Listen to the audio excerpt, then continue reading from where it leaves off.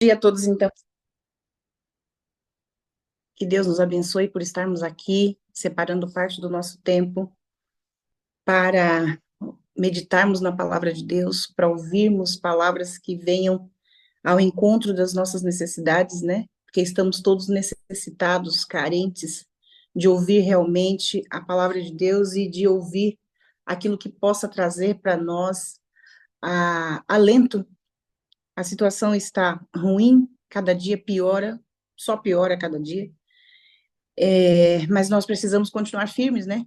Todo soldado, quando vai para a batalha, ele precisa ficar firme e permanecer lutando até o fim. Aqueles soldados que desertam, né, que saem, que deixam de lado a sua função, são mal vistos, né? São até desonrados muitas vezes, né? É o que eles ganham por desertar. E, e nós precisamos continuar firmes, muito embora a batalha esteja dura. Não está fácil. Não está fácil. Embora a gente já sabia que seria assim, ninguém aqui está enganado, todos nós sabemos as dificuldades pelas quais nós passaríamos, mas parece que nós somos realmente a última turma, né? A última turma, os que vão realmente encontrar Jesus descendo do céu com poder e grande glória. E esse privilégio não é para todos, somente para alguns. Então, que Deus nos ajude a permanecermos firmes para podermos contemplar esse dia e ficarmos realmente em pé, dizendo: esse é o nosso Deus a quem nós aguardávamos. Eu acredito que, acima de tudo, esses momentos no culto, eles servem para isso, né? Para reavivar a nossa fé. Eu tenho um pedido de oração que eu não coloquei antes, e eu quero pedir aos irmãos que orem por mim. Eu tenho que fazer uma cirurgia cardíaca. Eu tenho consulta na sexta-feira agora para poder o médico decidir quando será. Na verdade, eu já fiz uma cirurgia há 14 anos atrás. Eu tenho um problema na válvula mitral, é uma válvula que ela vai perdendo a capacidade de mobilidade. Isso não é por nada que se coma ou beba, ou o estilo de vida, é um defeito que acontece na válvula. Ele não é de nascimento, mas adquire-se com o tempo. Algumas pessoas já na infância, e os médicos dizem que é o resultado de uma febre reumática. Então, eles dizem que com certeza na infância eu tive uma febre reumática, e essa febre, então, fez com que essa válvula ela fosse ressecando. Então, ela vai perdendo a mobilidade, ela vai deixando de ser flexível e se torna rígida. E essa rigidez me impede de respirar normal, de tocar a minha vida em frente. E isso aconteceu quando eu tinha 28 anos, mas eu só vim a operar 20 anos depois, quando eu tinha 43 anos. Foi a primeira vez que eu operei.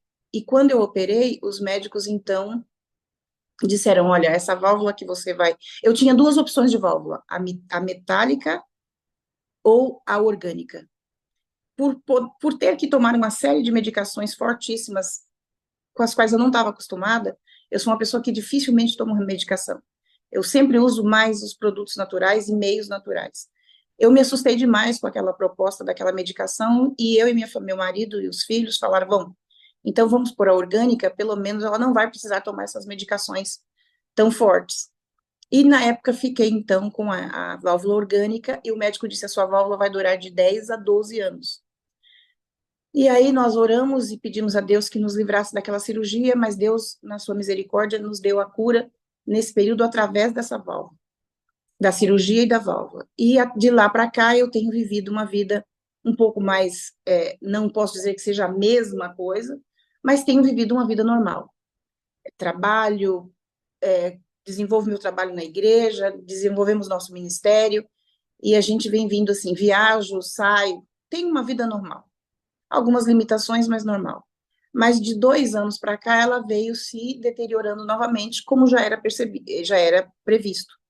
E o médico então disse: agora você vai precisar fazer uma nova cirurgia.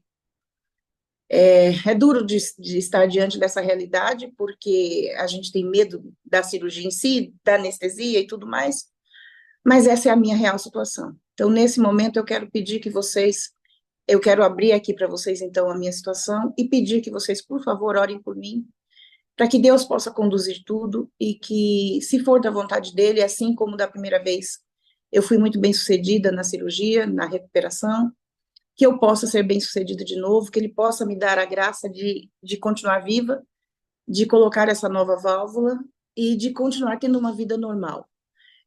Até aqui, eu fiz toda uma série de exames já nos últimos 20 dias, venho fazendo exames, e o médico, então, disse que está tudo bem com todos os órgãos, tudo funcionando direitinho, não tem diabetes, não tem colesterol, graças a Deus, não tem triglicérides, tudo isso está em ordem, não tem anemia, não tem nada disso.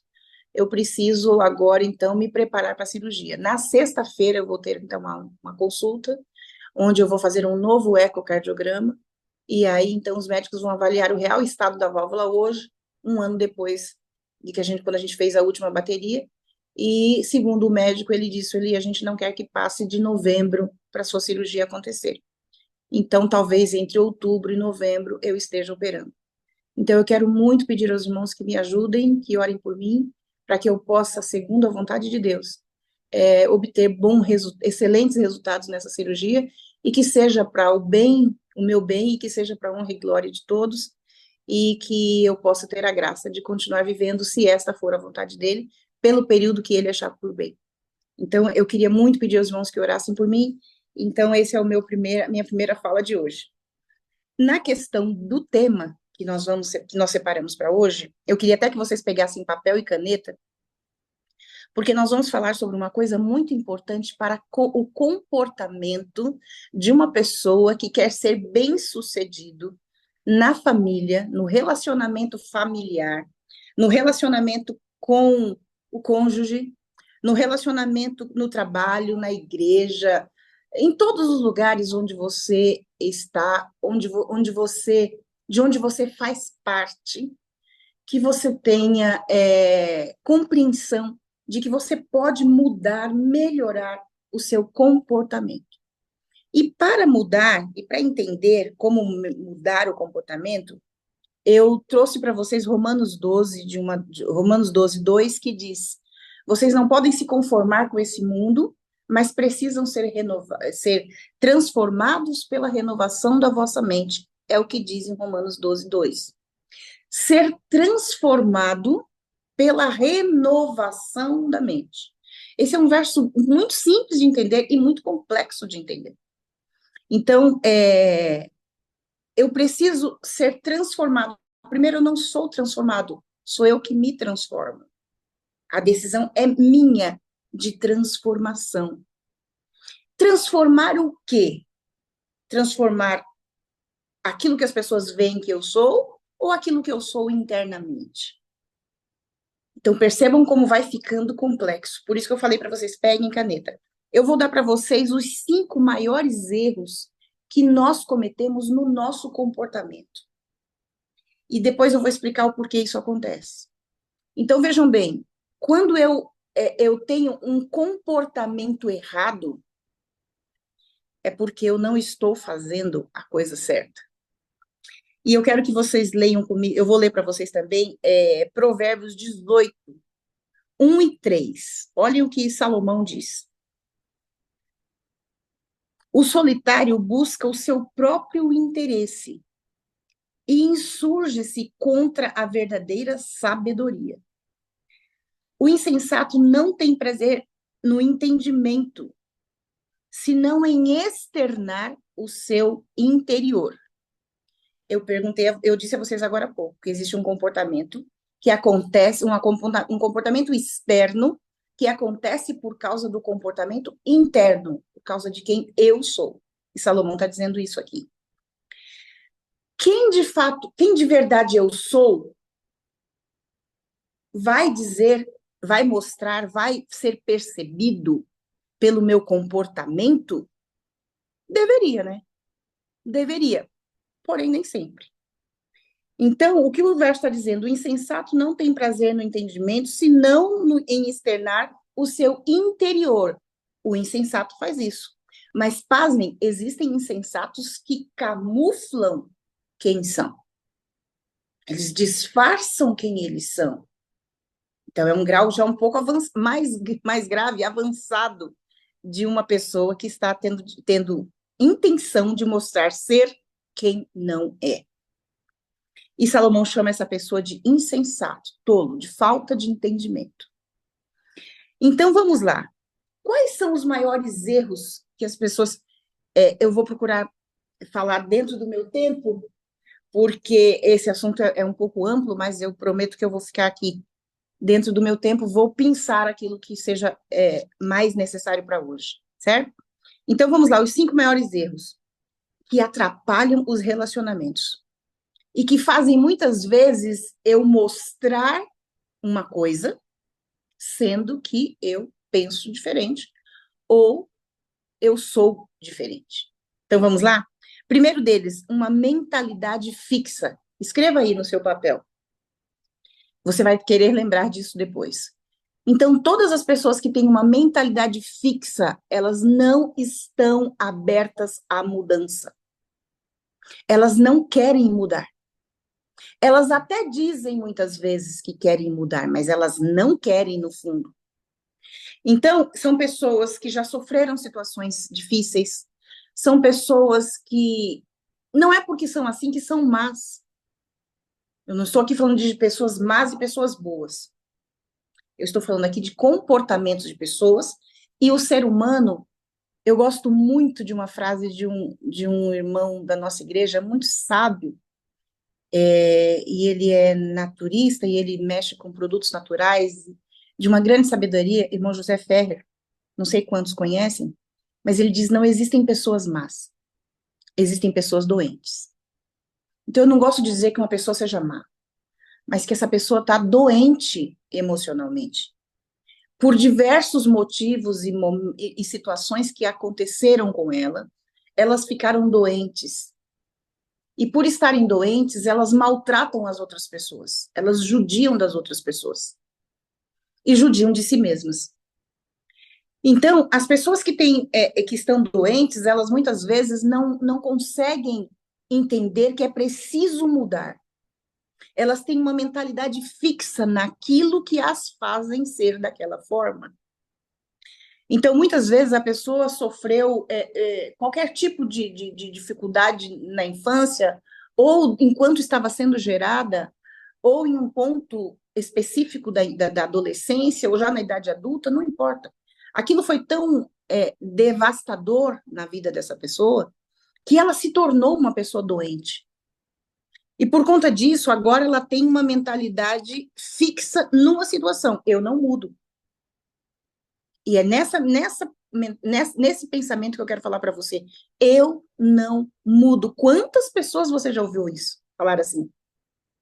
Quantas pessoas você já ouviu falar? Eu não mudo. Eu não mudo. Eu nasci assim. A minha vida inteira eu fui assim.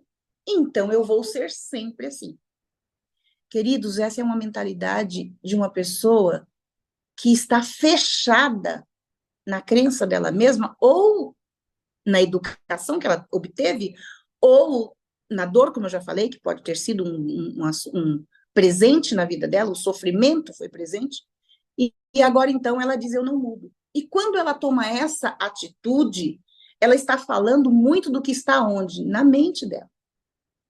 Ela aprendeu dessa forma. Ou, como eu já disse, dei vários exemplos aqui do que possa ter acontecido com essa pessoa para ela chegar nesse nível. Então ela diz: eu não mudo. Se você gostar de mim, é assim mesmo. E tem outras pessoas que dizem assim: eu gostaria tanto de mudar, quem sabe eu mudo. Mas aí essa pessoa sabe o que ela faz? Ela diz que quer. Ela até menciona: puxa, eu quero mudar. Mas no fundo, ela não aceita a mudança. Ou ela não se sente capaz o suficiente para mudar. Então, muito cuidado quando você diz assim: eu não mudo. Isso é uma mentalidade fixa num pensamento, e esse pensamento é muito negativo. E eu citei aqui o eu não mudo, porque eu não mudo abrange praticamente toda a sua vida. Eu não mudo os palavrões que eu falo, eu não mudo a minha deselegância, eu não mudo a minha arrogância, eu não mudo o meu orgulho, eu não tiro o egoísmo. Então, são muitas coisas que a pessoa faz e que ela não quer mudar. E por não querer mudar, como fica o lar dessa pessoa? como fica o lar dessa pessoa? Ele fica uma bagunça, porque quem tem esse comportamento acaba por destratar os outros. Então, imaginem um homem assim, um pai assim, um avô assim, que não muda, que não aceita a mudança. Então, primeiro dos maiores erros que nós cometemos e que atrapalham os nossos relacionamentos, a mentalidade fixa, e eu dei um exemplo, que foi eu não mudo. Agora vamos para o segundo, e se você estiver anotando, anote aí. Perfeccionismo. Nós temos que tomar muito cuidado com o perfeccionismo. O perfeccionismo, ele vem travestido de uma coisa boa. Nossa, se gosta do perfeccionismo ou se é perfeccionista, é uma pessoa em quem eu posso confiar, entregar nas mãos dela o meu trabalho ou o programa ou qualquer coisa, e essa pessoa vai ser exímia em executar. Queridos, muito cuidado com isso. O perfeccionismo, ele é o resultado do orgulho. Ele é o resultado de uma pessoa que quer dizer para todo mundo, pode deixar que eu faço tudo. É muito fácil a gente observar isso no comportamento de algumas pessoas na Bíblia. Eu posso citar para vocês Marta, que é uma pessoa complicada. Ela tinha mania de perfeição. É fácil notar. Ela corrige todo mundo em volta dela. Só ela está certa. Até Jesus estava errado, mas ela estava certa. Ela falava, mas Jesus, será que o senhor não percebe que está todo mundo aqui ocupado em fazer alguma coisa? Eu estou na cozinha fazendo 1000 coisas e Marta está aí sentada ouvindo história. Então, olha como ela coloca a situação a ponto de dizer que Jesus estava errado de estar ocupando Marta ao invés de liberar Marta para Marta trabalhar. Essa é a pessoa perfeccionista. É a pessoa que quer tudo certo, tudo dentro do tempo, tudo organizado e tudo do jeito dela. Só ela está certa. Então a gente precisa tomar bastante cuidado com isso. E é triste um relacionamento conjugal onde o marido é assim ou a esposa.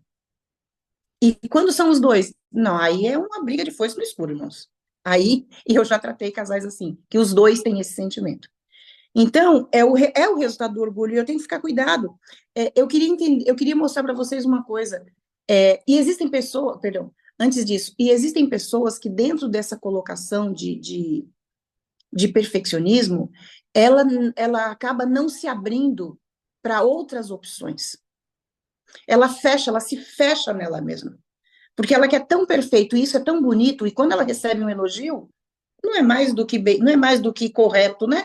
Porque se ela fez tudo tão certo, só que ela disfarça isso atrás de ai, nossa, não, eu não sou assim. Eu não sou perfeita, não, imagina. Só ela sabe o duro que ela deu para conseguir aquilo. E quando vem o elogio, ela disfarça, dizendo: não, não, não. São seus olhos, são seus olhos. Então, queridos, a gente precisa tomar muito cuidado com isso, porque isso é um veneno dentro de um relacionamento conjugal. É um veneno na família. Mas atrás disso, como eu disse, está escondido o orgulho. E para me livrar do orgulho, eu vou dar a receita daqui a pouco, tá bom? Para se livrar de todos esses 5 erros aqui. Eu não vou apresentar apenas os erros. Mas no nosso dia a dia, a gente acaba por não perceber que está tomando essa decisão, que está agindo assim. E isso passa a ser tão normal, tão comum, que você acaba sendo a pessoa autoritária, a pessoa que é o líder, a pessoa que manda, a pessoa que faz e acontece. E calma, eu não estou dizendo que isso seja errado. O líder ele tem que fazer mesmo, o líder ele vai na frente fazendo e não mostrando, apontando. E o perfeccionista não tem essa característica. O perfeccionista ele faz mesmo. Ele quer ser reconhecido pelo que ele faz e quer ser reconhecido que fez bem feito. O problema é quando isso se torna um fim em si mesmo, a ponto de desprezar as outras pessoas, de não aceitar ser substituído, que geralmente o perfeccionista não aceita ser substituído. Como é que vai pôr uma outra pessoa no meu lugar, sendo que eu sou perfeito? Então, são pais que não podem ser substituídos? Claro que não, pai não pode ser substituído. Mas a função, muitas vezes, pode, né? Então, a gente fica assim, cuidado, pode parecer uma coisa simples. Vou dar um exemplo simples aqui para vocês. Na festa de Thanksgiving, sou eu que levo o peru. Sempre a mesma pessoa que leva. Por quê? Porque ela faz muito bem feito. Então, que bom, todo mundo saboreia o peru. Tá, mas um dia, num determinado ano, família, os amigos resolveram que outra pessoa fará. A pessoa que já está tão envolvida nisso, a ponto de não aceitar ser substituída, ela nem vai na festa porque o peru não foi o dela. Ou se vai, vai para pôr defeito no peru que foi feito. Ou para reclamar, ou fica triste e acabrunhado. Às vezes nem fala nada, mas fica triste e acabrunhado, porque não foi o seu peru escolhido esse ano. Então, queridos, Cristo disse que eu preciso ser transformado quando eu renovo a minha mente para que eu seja saudável. O transformai-vos pela renovação da vossa mente aqui não diz respeito a apenas fé, apenas aceitar a Cristo como Salvador. Até porque quando eu aceito Cristo como Salvador, eu mudo a minha vida inteira. Mas esse verso, ele vai muito além do que ele está falando. Envolve toda a sua mente, a maneira como você cuida da sua mente. Então, muitas das enfermidades que nós temos, aliás, muitas não, deixa eu corrigir, Ellen White diz que 99% das enfermidades que eu tenho, que você tem, que nós temos, elas são originadas na mente. É a mente que está doente, por isso o corpo adoece. Se todos nós entendêssemos isso e mantivéssemos a nossa mente saudável, nós já poríamos fim nas doenças físicas, exceto aquelas que você não tem controle. Então, existem doenças que podem ser controladas, óbvio. Você controla até uma dor de cabeça que você vai ter. Para começar. Até não. A começar de uma dor de cabeça. Então, se você passou uma irritação, uma coisa que te agitou, que te tirou do sério, você, opa, peraí. Você sente que o seu organismo começou a se mobilizar para uma dor. Cabe a você resolver isso. Rápido, resolva rápido, antes de ficar com a dor de cabeça. Respire fundo, saia lá fora, respire novos ares, determine na sua mente, não vou ficar com essa dor de cabeça por causa desse assunto, não tem sentido. Perdoe, releve, supere aquilo. Tome água, relaxa e a dor de cabeça vai embora. Então, existem coisas que nós estamos fazendo com o nosso organismo que, infelizmente, estão sendo, como é que eu posso dizer, acariciadas através de um sentimento que muitas vezes não é o bom. Terceiro motivo, senão eu não termino, né? Comparar-se. Ah, como as pessoas fazem isso. Se comparar umas com as outras. Nossa, então a irmã fulana fez assim, então eu tenho que fazer assado. Eu tenho que fazer melhor. Eu tenho que fazer melhor para mostrar que eu não sou inferior. Ou então a irmã fulano, o irmão A fez dessa forma. Eu jamais faria igual, porque eu não sou nada. Não, eu sou insignificante, eu sou uma pessoa que não tem a capacidade que ele tem, por isso que eu fico quietinha no meu cantinho, por isso que eu não quero nem que percebam que eu estou aqui, porque eu não tenho o talento que ele tem.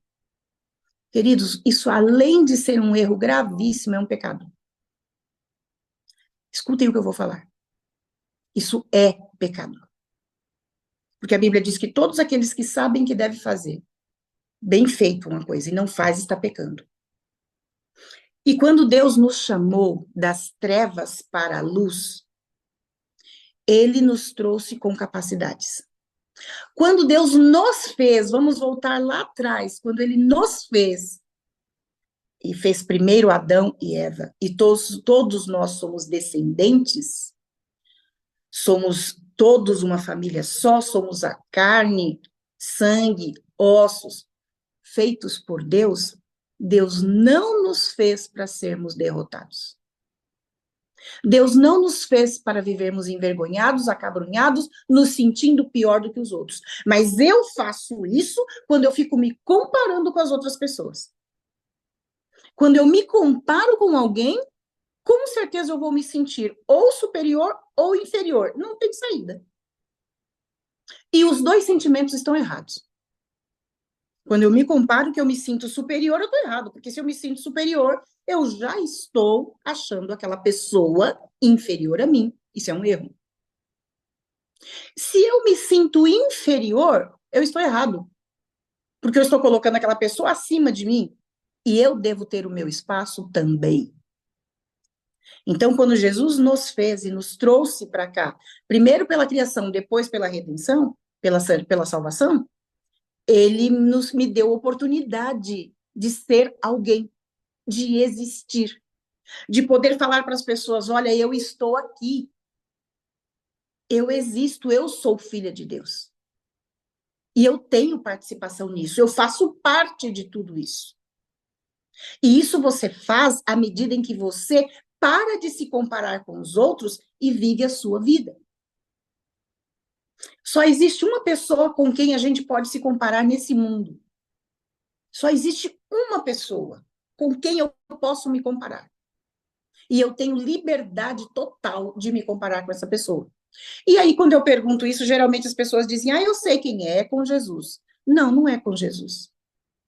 Eu não tenho que me comparar com Jesus. Eu tenho que trabalhar para ser semelhante a ele. Mas comparar-me, eu devo me comparar somente a mim, comigo mesmo. Porque eu sei aonde, quando eu estou progredindo e sei quando eu estou regredindo, todos nós sabemos. Então, se eu quero tirar nota 10 numa matéria, num curso, eu preciso estudar e estar sempre me avaliando para saber se eu estou melhorando e crescendo e se tenho possibilidade de chegar no 10. Agora, se eu parar minha vida para olhar a vida da minha colega de classe e falar: nossa, ela só tira 10, hein? E eu tô aqui, não saí do 6,5 ainda. Olhem, gente, que coisa pequena, que coisa mesquinha. E o quanto a gente desonra a Deus quando a gente faz isso. Então, o terceiro problema, se você está anotando aí, comparar-se. Então, eu tenho que fazer o quê? Me comparar com quem? Comigo, porque sou eu que estou evoluindo ou regredindo, aí vai depender da tua atitude. Eu posso estar crescendo, aprendendo, fazendo cada vez mais. Quanto mais eu pratico uma obra, uma arte, melhor eu fico naquilo. Então, eu tenho certeza aqui que as donas de casa começaram suas vidas de casada há anos atrás fazendo um bolinho simples, hoje fazem um bolo muito mais bem feito do que quando começou a fazer bolos, ou quando começou a fazer aquele prato especial. Então, quanto mais eu pratico, melhor eu fico. Então, eu só posso me comparar comigo, porque quem está praticando sou eu. Tá certo? O quarto item é que a pessoa precisa tomar todo o cuidado. Eu não sei fazer, eu não tenho capacidade de fazer. É se sentir realmente incapaz. Tomem todo cuidado com esse sentimento de incapacidade, de inferioridade. Tomem cuidado com esse sentimento. Quando você declara isso: olha, eu não sou capaz de fazer, você está dizendo ao seu cérebro que você é muito limitado. E o seu cérebro aprende por repetição, e ele aprende a ouvir você falar. Por isso a importância de falarmos em voz alta as nossas orações. Então, quando eu entro no meu quarto, Jesus diz: entra no seu quarto e faça a sua oração em secreto, porém em voz alta. Para quê? Para que você possa ouvir quando você confessa os seus pecados, para que você possa ouvir os seus próprios pedidos de mudança, de transformação. Senhor, transforma o meu caráter nesse ponto aqui, olha, porque eu estou errando aqui. Eu estou sendo muito bruto ao falar, eu estou sendo muito manso ao falar, eu estou sendo muito insensível ao falar. Eu não sei qual é o problema. Mas você vai dizer: olha, Senhor, eu estou aqui, minha situação é essa, e eu preciso de ti. Então, quando eu faço isso, eu estou ensinando para o meu cérebro o que eu quero de fato. Então, então eu não devo falar de boca fechada só em pensamento? Não, porque o seu cérebro precisa ouvir aquilo que você está decidindo, aquilo que você quer fazer. Quando tantas vezes você faz uma coisa errada, quando eu faço uma coisa errada, a gente fala em voz alta, né? Mas aí na hora de fazer a oração de confissão, eu falo somente em pensamento. Ah, mas o diabo vai ouvir minhas palavras. Não se iludam com isso, irmãos. O diabo ouve as intenções do seu pensamento. Então, não é o que você pensa, que o que você fala que o diabo vai fazer, o que você não fala, o diabo não vai ter parte. Não. Antes de você fazer, o diabo já está trabalhando na sua mente para você fazer. Então, ele não é isso que vai te impedir. Mas a oração audível vai te trazer libertação e cura. Certo? Eu não pus um relógio na minha frente hoje, estou olhando aqui atrás. E o último, realidade externa versus Perdão, voltando ao inferior, deixa eu só terminar uma coisa. O inferior, ele tem esse sentimento, e isso diminui a sua capacidade de desenvolvimento mental e emocional. Deixa eu dizer uma coisa para você. O feito é melhor do que... o que você precisa fazer hoje vai te capacitar a fazer melhor amanhã. Então, pare com esse pensamento de que você não é capaz, resolva isso na sua vida e desenvolva a habilidade necessária para que você consiga fazer. É isso que Deus quer, que eu cresça, que eu desenvolva mentalmente, emocionalmente, espiritualmente, fisicamente, financeiramente, em todas as áreas da minha vida. Esse é o ser que está em harmonia com Deus Pai, Deus Filho, Deus Espírito Santo. E, por último, realidade externa versus realidade interna. Pode escrever exatamente isso. Realidade externa versus realidade interna. Então, esse é o último item. Eu permito que a minha realidade externa seja, muitas vezes, o retrato da minha realidade interna, porém, a minha realidade interna está alterada. Lembra que eu disse que voltaria nesse ponto? A realidade interna está alterada, por quê? Por mágoas, por dores, por rancores, por fracasso, por frustração, por muita coisa que você sonhava que acontecesse na sua vida e que, infelizmente, não aconteceu. E por não ter acontecido, você, então, está hoje demonstrando uma realidade externa diferente da que você é por dentro. Ou você é internamente uma pessoa que até tem esperança, até sonha, mas você já falou tanto para sua mente o contrário, que você acaba mostrando uma realidade externa fraca, debilitada, infeliz, e que também deixa de glorificar a Deus. Mas qual é a solução para isso, Sueli? Rapidamente aqui, então, porque eu preciso acabar. O que eu faço para resolver tudo isso? Se você se percebeu dentro de algum desses comportamentos aqui, ou quem sabe um pouco de cada, ou quem sabe um mais agressivo do que o outro, e que você perceba que isso já está dando trabalho no seu relacionamento conjugal, familiar, ou em qualquer ambiente onde você esteja, agora é a hora de mudar. Queridos, se eu viver o dia de hoje, eu não mudar nada, eu não fizer nada diferente, qual foi meu crescimento? No que eu me desenvolvi? Qual a oportunidade que eu tenho de estar andando de fé em fé? Porque a mudança é a demonstração de que a minha fé é viva e de que eu estou andando, de que eu estou progredindo. Se eu faço no outro dia as mesmas coisas que eu fiz ontem, sem mudar nada, sem tentar ser melhor em nada, gente, desculpa, mas isso é patinar. O nosso Deus é grandioso, ele não quer só isso para nós. O irmão Jackson, né? Ele disse no início, agora um trouxe não sei quantos pintinhos, o outro trouxe mais. Ele está se vendo lá com um monte de pintinhos agora. E aí, o que ele vai fazer? Ele vai se dedicar a cuidar dos pintinhos. Primeiro, que é um presente dos filhos. E segundo, que os pintinhos são vivos, precisam ser cuidados. Então, aí ele já falou, né? Agora tem que pôr lâmpada para aquecer, porque não sei isso, aquilo outro. Sabe o que vai acontecer com ele? Se ele se dedicar de verdade, ele vai se tornar especialista em criar pintinhos. E fazer essas avezinhas, essas pequenas avezinhas, se tornarem aves grandes. Só não pode pôr o nome, né? Porque senão depois não vai para o forno. Mas, queridos, ele vai trabalhar tanto que ele vai se tornar especialista nisso. Uma habilidade que eu estou falando aqui porque eu não conheço, mas que talvez ele não tivesse. Ou seja, o dia dele cuidando dos pintinhos já melhorou muito o emocional dele. E já ajudou a mente dele a aprender mais. Então, eu preciso mudar a minha realidade externa a partir do momento em que eu mudo a minha realidade interna. Se está doente, cura. Se tá magoado, perdoa.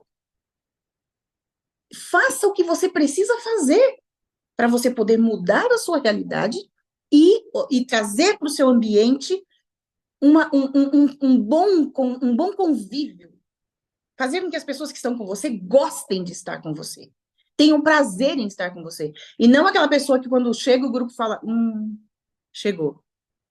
Não, não. Quando Jesus chegava, todo mundo dizia, uau, Jesus chegou. Jesus trazia vida, Jesus trazia cor, Jesus trazia brilho. Jesus trazia alegria. Jesus fazia com que as pessoas... Jesus trazia esperança. Ai, ele chegou. Puxa vida, que bom que ele chegou. Nós estávamos precisando dele aqui. Então, é isso que é importante a gente aprender quando a gente entende esses 5 comportamentos que atrapalham e que podem ser mudados. E como eu já disse, é mudado através do quê? As coisas acontecem através do quê? De uma mudança. E a mudança é uma decisão. Então, se você entende que pode mudar, você vai mudar. E agora, então, para fechar, eu quero ler aqui, eu quero falar com você do item importante para que tudo isso aconteça. Hebreus 11, 1 e 2. Só vou ler aqui e nós estamos terminando, certo? Olhem o que diz Hebreus 11, 1 e 2. Ora, a fé é a certeza de coisas que se esperam, a convicção de fatos que se não veem.